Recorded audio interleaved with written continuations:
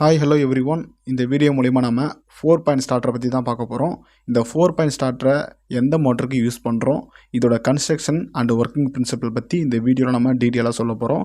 So வீடியோட பிகினிங்லேயே வீடியோக்கு ஒரு லைக் கொடுத்துட்டு பார்க்க ஸ்டார்ட் பண்ணுங்கள். இந்த வீடியோவோட எண்டில் கண்டிப்பாக உங்களுக்கு 4 பாயிண்ட் ஸ்டார்டரை பற்றி எல்லா டீட்டெயில்ஸுமே வந்து தெரிஞ்சிருக்கும். ஸோ ஃபஸ்ட்டு நம்ம இந்த ஸ்டார்டரை எடுத்துப்போம்.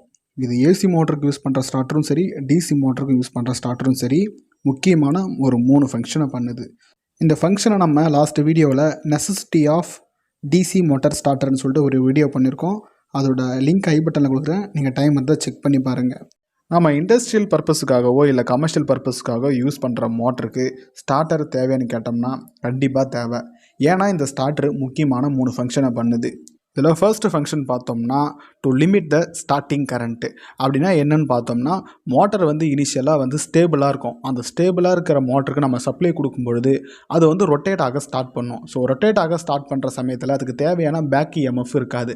அதனால் ரொட்டேட் ஆக கஷ்டப்படும். அதனால் இந்த மோட்டரோட ஆர்மேச்சரில் இருக்க வைண்டிங்ஸ் வந்து அதிகமான கரண்ட்டை வந்து கன்சியூம் பண்ணுது.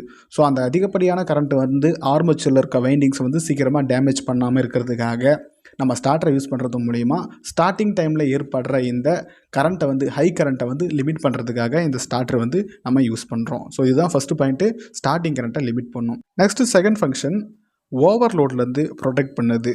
ஸோ மோட்டருக்கு ஒரு சில சமயங்களில் வந்து நம்மளை அறியாமலேயே வந்து அதிகப்படியான லோடை கொடுப்போம். ஸோ இண்டஸ்ட்ரீஸ்லாம் வந்து ஆட்டோமேஷன்ஸ் எல்லாமே வந்து லோட்ஸ் வந்து ஒரு சில சமயங்கள் அதிகமாக சான்ஸ் இருக்குது. அப்படி லோடு அதிகமாகிடுச்சுன்னா நம்ம யூஸ் பண்ணியிருக்க மோட்டரோட ஆர்மேச்சர் வைண்டிங் சீக்கிரமாக ஹீட் ஆக ஆரம்பிக்கும். ஸோ ஹீட் அதிகமாகிட்டு அந்த வைண்டிங்ஸ் வந்து சீக்கிரமாக பேர்ன் ஆக சான்ஸ் இருக்குது.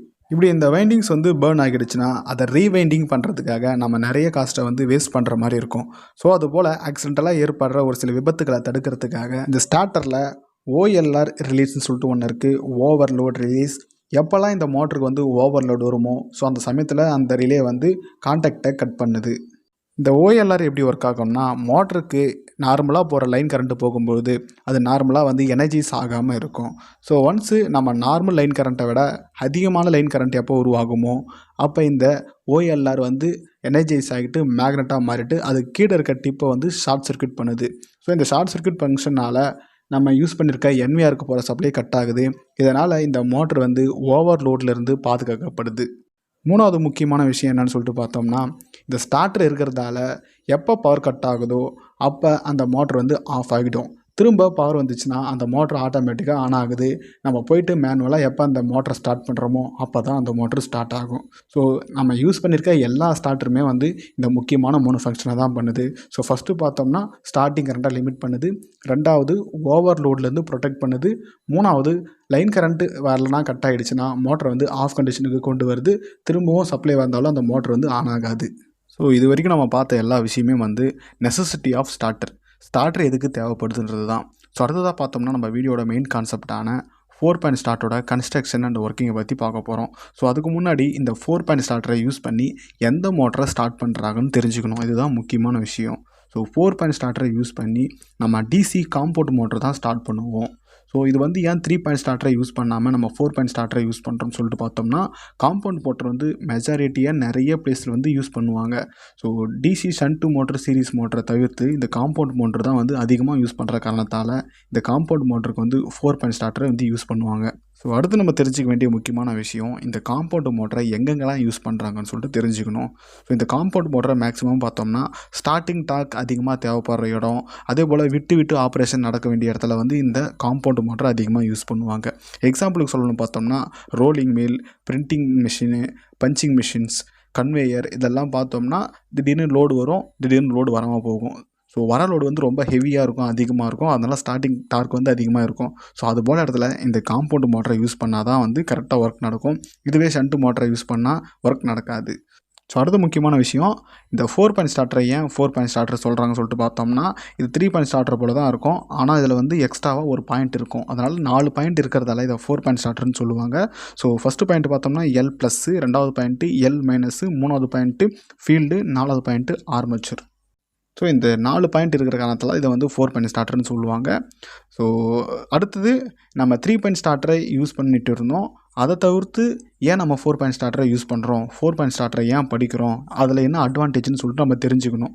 ஸோ மெயின் டிஃப்ரென்ஸ் என்னன்னு சொல்லிட்டு பார்த்தோம்னா, இந்த 3 பாயிண்ட் ஸ்டார்டரை யூஸ் பண்ணி நம்ம யூஸ் பண்ணியிருக்க ஷண்ட் மோட்டருக்கோ இல்லை வந்து காம்பவுண்ட் மோட்டருக்கோ ஸ்பீடு கண்ட்ரோல் பண்ணலாம்னு சொல்லிட்டு பார்த்தோம்னா அது ஈஸியாக பண்ண முடியாது, கொஞ்சம் காம்ப்ளிகேட்டடாக இருக்கும். இதுவே நம்ம 4 பாயிண்ட் ஸ்டார்டரை யூஸ் பண்ணோம்னா அந்த ஷண்ட் மோட்டருக்கோ இல்லை காம்பவுண்ட் மோட்டருக்கோ ஸ்பீடு கண்ட்ரோல் பண்ணணும்னா ஈஸியாக கண்ட்ரோல் பண்ணலாம். ஸோ இது எப்படி வந்து டீட்டெயிலாக சொல்லலாம்னு சொல்லிட்டு பார்த்தோம்னா, ஸோ நம்ம யூஸ் பண்ணியிருக்க ஷண்ட் மோட்டருக்கோ இல்லை வந்து காம்பவுண்ட் மோட்டருக்கோ ஸ்பீடு கண்ட்ரோல் பண்ணணும்னா அதோட ஆர்மேச்சர் கரண்ட்டோ இல்லை ஃபீல்டு கரண்ட்டையோ நம்ம வேரி பண்ணுவோம். ஸோ ஃபீல்டு கரண்ட்டை ரெசிஸ்டன்ஸ் வச்சு வேரி பண்ணும்பொழுது அதோட ஸ்பீடு வந்து கண்ட்ரோல் ஆகும். ஸோ இந்த டெக்னிக் தான் வந்து 3 பாயிண்ட் ஸ்டார்டருக்கும் 4 பாயிண்ட் ஸ்டார்டருக்கும் யூஸ் பண்ணுவாங்க. ஆனால் 3 பாயிண்ட் ஸ்டார்டரோட கன்ஸ்ட்ரக்ஷனை பார்க்கும்பொழுது அதுக்கு ஃபீல்டு காயிலுக்கு வர சப்ளைக்கு முன்னாடி அது இந்த ஸ்டார்டிங் ரெசிஸ்டன்ஸ் மூலிமா சப்ளை வரும். சப்போஸ் இந்த ஸ்டார்டிங் ரெசிஸ்டன்ஸ்லேருந்து இந்த என்விஆர் கனெக்ஷன் வந்து சீரியஸாக இருக்கும். இப்போ நம்ம ஸ்டார்டிங் ரெசிஸ்டன்ஸ் வேல்யூ கம்மி பண்ணும்பொழுது நம்ம வந்து ஒரு மோட்டரோட ஸ்பீடு வந்து கண்ட்ரோல் பண்ணணும், கம்மி பண்ணணும் அப்படின்னு நினச்சி நம்ம ஸ்டார்டிங் ரெசிஸ்டன்ஸை கம்மி பண்ணோம்னா அந்த என்விஆர் காயிலுக்கு போகிற கரண்ட் வந்து கம்மியாக சான்ஸ் இருக்குது. ஸோ என்விஆர் காயிலுக்கு போகிற கரண்ட் கம்மியாகிடுச்சுன்னா அந்த என்விஆர் வந்து ஃபுல்லாகவே எனர்ஜைஸ் ஆகாது, அதாவது மேக்னட்டாக மாறாது. அப்படி அது மேக்னட்டாக மாறலைன்னா கண்டிப்பாக நம்ம யூஸ் பண்ணியிருக்க இந்த ஹேண்டில் பாரை வந்து ரிலீஸ் பண்ணிவிடும். இதனால் மோட்டர் வந்து ஆஃப் கண்டிஷனுக்கு போயிடும். இதுவே நம்ம வந்து 4 பாயிண்ட் ஸ்டார்டரை யூஸ் பண்ணுறது மூலிமா இந்த 4 பாயிண்ட் ஸ்டார்டரோட கன்ஸ்ட்ரக்ஷனை பார்த்தோம்னா அதோட ஸ்டார்டிங் ரெசிஸ்டன்ஸுக்கு முன்னாடியே இருந்து ஒரு லைன் எடுத்தாந்து நம்ம யூஸ் பண்ணியிருக்க ஷண்ட் மோட்டருக்கோ சீரிஸ் மோட்டருக்கோ யூஸ் பண்ணியிருக்க 4 பாயிண்ட் ஸ்டார்டரில் ஃபீல்டு வைண்டிங்கு சப்ளை கொடுத்துருப்பாங்க. இது மூலிமா நம்ம அந்த ஃபீல்டு வைண்டிங்க்கு வர கரண்ட்டை எவ்வளோ வேரி பண்ணாலும் ஹேண்டில் பார் வந்து ஆஃப் கண்டிஷனுக்கு போகாது. அதே போல் என்விஆருக்கு வர சப்ளை வந்து கொஞ்சம் கூட வேரி ஆகாது. இதனால் என்விஆர் எப்பயுமே மேக்னட்டாக இருக்கும், அதனால் ஹேண்டில் பார் ரிலீஸ் ஆகாது. நம்ம யூஸ் பண்ணியிருக்க 3 பாயிண்ட் ஸ்டார்டரோட கன்ஸ்ட்ரக்ஷனில் என்விஆரும் ஆர்மேச்சர் வைண்டிங்கும் சீரியஸாக இருக்கும். ஸோ நம்ம ஆர்மேச்சர் வைண்டிங்க்கு போகிற கரண்ட்டை கம்மி பண்ணணும்னு நினச்சோம்னா அதோட ஸ்பீடை கண்ட்ரோல் பண்ணணும்னு நினச்சோன்னா என்விஆருக்கு போகிற கரண்ட்டு வந்து கம்மியாகும். இதெல்லாம் என்விஆர் ரிலீஸ் ஆகிடும். இதுவே 4 பாயிண்ட் ஸ்டார்டர் நம்ம யூஸ் பண்ணோம்னா இந்த 4 பாயிண்ட் ஸ்டார்டரில் என்விஆருக்கு தனியாக சப்ளை வரும். அதே போல் நம்ம யூஸ் பண்ணியிருக்க மோட்டருக்கு ஃபீல்டு வைண்டிங்க்கு தனியாக சப்ளை வரும். அதனால் நம்ம மோட்டரோட ஃபீல்டு கரண்ட்டை கம்மி பண்ணாலும் அதிகம் பண்ணாலும் எந்த விதமான டிஃப்ரென்ஸும் ஏற்படாது ஹேண்டில் பாரில் என்விஆரில்.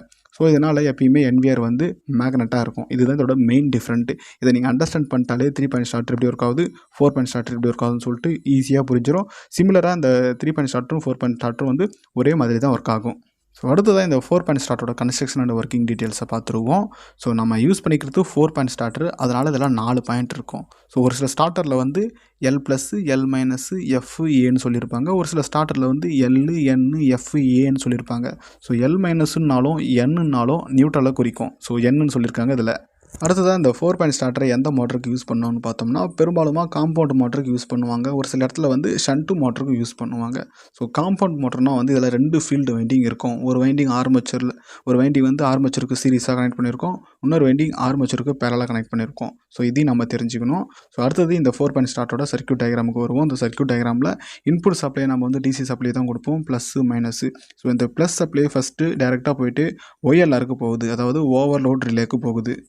அடுத்ததாக OLRலேருந்து ஒரு ஸ்ப்ரிங்குக்கு போகுது. அந்த ஸ்ப்ரிங்கில் வந்து ஹேண்டில் பார் வச்சுருப்பாங்க. அந்த ஹேண்டில் பாரில் ஒரு எண்டில் வந்து அயான் பீஸ் வச்சுருப்பாங்க, சாஃப்ட் அயான். ஸோ இந்த ஸ்ப்ரிங் வந்து எப்பயுமே டெம்பராக இருக்கிறதால எப்பயுமே ஆஃப் கண்டிஷன் இருக்கும். ஸோ நம்ம வந்து இதை அழுத்தி பிடிச்சி ரைட் சைடில் தள்ளும்போது இது ஆன் கண்டிஷனுக்கு போகும். ஸோ அப்படி போகும்பொழுது நம்ம உங்கள் ஸ்டார்டிங் ரெசிஸ்டன்ஸ் வச்சுருக்கோம். இந்த ஸ்டார்டிங் ரெசிஸ்டன்ஸ் வந்து மோட்டருக்கு இனிஷியலாக ஸ்டார்டிங் டைமில் போகிற வோல்டேஜை கண்ட்ரோல் பண்ணுறதுக்காக இங்கே ரெசிஸ்டன்ஸ் இருக்குது. ஸோ ரெசிஸ்டன்ஸை கொஞ்சம் கொஞ்சமாக கம்மி பண்ணும்பொழுது மோட்டரோட ஸ்பீடு வந்து ஆட்டோமேட்டிக்காக இன்க்ரீஸ் ஆகுது. இந்த ஸ்டார்டிங் ரெசிஸ்டன்ஸோட அதரண்ட் எடுத்துகிட்டு போயிட்டு நம்ம யூஸ் பண்ணியிருக்க மோட்டரோட ஆர்மேச்சருக்கு கனெக்ட் பண்ணுறோம். அடுத்ததாக நம்ம வந்து இதில் வந்து பிராஸ் ஆர்க்குன்னு சொல்லிட்டு ஒன்று யூஸ் பண்ணியிருக்கோம். அது மூலிமா வந்து இந்த நம்ம யூஸ் பண்ணியிருக்க மோட்டரோட ஃபீல்டுக்கு சப்ளையே கொடுக்க போகிறோம். ஸோ ஏற்கனவே சொன்ன போல் டிஃப்ரென்ஸ் பிட்வீன் சொல்லியிருப்போம். 3 பாயிண்ட் ஸ்டார்டரில் பார்த்தோம்னா இந்த சப்ளை வந்து தனியாக போகாமல் நம்ம யூஸ் பண்ணியிருக்க என்விஆர் மூலிமா போகும். ஆனால் நம்ம 4 பாயிண்ட் ஸ்டார்டரில் வந்து பிராஸ் ஆர்க் யூஸ் பண்ணுறது மூலிமா அது மூலிமா வந்து ஃபீல்டு வைண்டிங்க்கு சப்ளை தனியாக எடுத்துகிட்டு போயிட்டு கொடுத்துருப்பாங்க. அதை நீ கனெக்ஷனில் பார்த்துருக்கலாம். ஸோ அடுத்த கனெக்ஷன் பார்த்தோம்னா நம்ம யூஸ் பண்ணியிருக்க என்விஆர், அதாவது நோ வோல்ட் ரிலீஸ், அதுக்கு சப்ளை கொடுத்தா தான் அது வந்து மேக்னட்டாக மாறும், எலக்ட்ரோ மேக்னட்டாக மாறும். ஸோ அதுக்கு சப்ளை வந்து நம்ம பிராஸ் ஆர்க்லேருந்து எடுத்து கொடுக்குறோம். ஸோ அது மூலிமா சப்ளை வந்து கிடைக்கும்பொழுது அந்த நோ வோல்ட் ரிலீஸ் வந்து மேக்னட்டாக மாறுது. ஸோ நம்ம வந்து மோட்டரை ஸ்டார்ட் பண்ணும்பொழுது அந்த ஹேண்டில் பாரை ரைட் சைடு மூவ் பண்ணுவோம். அப்படி மூவ் பண்ணும்பொழுது அதில் இருக்க சாஃப்ட் அயான் பீஸ், ஸோ இது மேக்னெட் இருக்குது, இந்த மேக்னெட் வந்து அயன் பீஸை வந்து அட்ராக்ட் பண்ணும். இதனால் ரெண்டும் ஒன்றா ஒட்டிக்கும். இதனால் வந்து ஸ்டார்டிங் ரெசிஸ்டன்ஸ் மூலிமா ஃபுல்லாக ஆர்மேச்சருக்கும் ஃபீல்டுக்கும் தொடர்ந்து சப்ளை போய்கிட்டே இருக்குது. ஸோ ஏற்கனவே சொன்ன போல் இந்த என்விஆரில் வந்து உள்ளே வர சப்ளை வெளியே போகிறதுக்கு ஒரு வழி தேவை. அதனால் நம்ம கீழே டேரெக்டாக எண்ணுக்கு கொண்டு போயிட்டு எண்ணில் ஒரு ரெசிஸ்டன்ஸ் யூஸ் பண்ணி நம்ம நியூட்ரலுக்கு அதாவது மைனஸ் பாயிண்ட்டுக்கு கொண்டு போகிறோம் சப்ளையை. ஸோ இப்படி தான் வந்து இந்த 4 பாயிண்ட் ஸ்டார்டர் வந்து ஒர்க் ஆகும். ஸோ அடுத்ததாக ஓவர்லோட்லேருந்து இந்த மோட்டரை ப்ரொடெக்ட் பண்ணுறதுக்காக ஓவர்லோட் ரிலீஸ் யூஸ் பண்ணுறோம். நார்மல் ரேட்டட் கரண்ட்டை விட அதிகமான கரண்ட்டு போகும்பொழுது இந்த ஓஎல்ஆர் வந்து எனர்ஜைஸ் ஆகுது. அப்படி எனர்ஜைஸ் ஆகும்பொழுது இது என்விஆருக்கு போகிற சப்ளையை ட்ரிப் பண்ணுது. ஸோ இதனால் என்விஆர் வந்து டீமேக்னட்டாக ஆகிட்டு நம்ம யூஸ் பண்ணியிருக்க இந்த ஸ்டார்டிங் ஹேண்டில் வந்து ஆஃப் பொசிஷனுக்கு வருது. இதனால் வந்து மோட்டரோட ஆர்மேச்சருக்கும் ஃபீல்டுக்கும் போகிற கரண்ட் வந்து கட் ஆகுது. ஸோ இதனால் நம்ம யூஸ் பண்ணியிருக்க மோட்டர் வந்து எப்பயுமே பாதுகாப்பாக ப்ரொடெக்டடாக இருக்குது.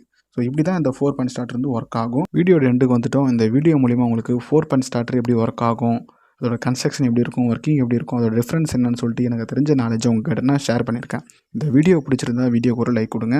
நான் பண்ணுற வீடியோஸ்லாம் உங்களுக்கு பிடிச்சிருந்தா நம்ம சேனலை சப்ஸ்கிரைப் பண்ணி நான் போடுற வீடியோஸை தொடர்ந்து பார்த்து உங்கள் சப்போர்ட்டை நீங்கள் தொடர்ந்து கொடுங்க.